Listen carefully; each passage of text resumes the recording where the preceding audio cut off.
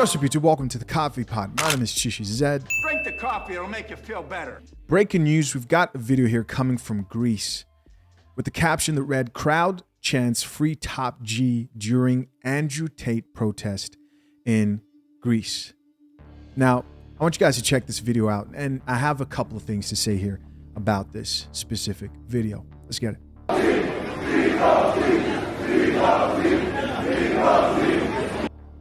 And so, really short video there. Guys, I'm just going to read a couple of the comments here that were underneath this video. This one says, "The most humiliating thing happening in my country." 3K plus likes.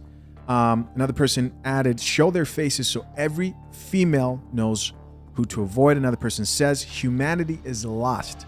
That one has 4K likes. Another person here added, "There are about 1,000 things that could be protested, and this is the one that got them in the streets."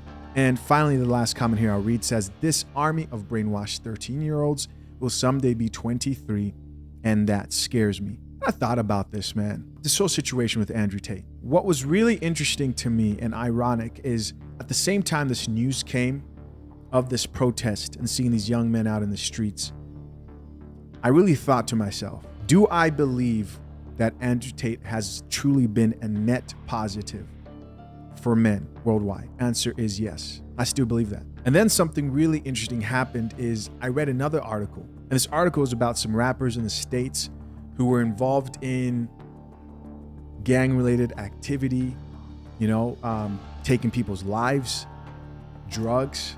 And I thought to myself, man, we've got people out here teaching young men to do drugs. We got people out here teaching young men to be violent. Not in a noble way of learning to protect yourself as a man and the people you love around you, but in a way of harming other people. And there's nobody speaking up against the epidemic of drugs being unhealthy, music that encourages young men to go out here and be violent, not lack emotional control.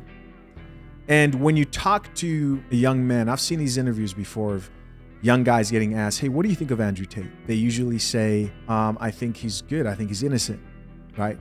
Now, is he innocent? Yes. Andrew Tate is innocent until proven guilty. To some people, they believe Andrew Tate should be put away for a long time. I don't think so. I don't think so at all. I think we are hypocritical in the way we approach situations like this. Why is Andrew Tate really dangerous? Let's be honest. And I've said this before. They want to convince you that encouraging men to be masculine is hate speech. They want to encourage you that he is toxic. They want to make Andrew Tate and anybody with the same type of mindset so bad in your mind that if you hear another man say, "You should be strong as a man, you should embrace your masculinity," you associate it with terrible, terrible things that have not been proven to be true in Andrew Tate's case. For most of these young men out here, the truth is he's been inspiring, a lot more inspiring than any rapper that they listen to or any video game they play or a lot of men who they see around them.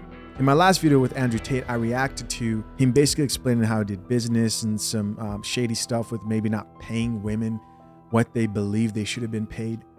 And if that's the issue, then if he needs to pay women off, cool. But these accusations have not been proven to be true. And nobody should be believed just because they are a woman. Again, no woman should just be believed just because she is a woman.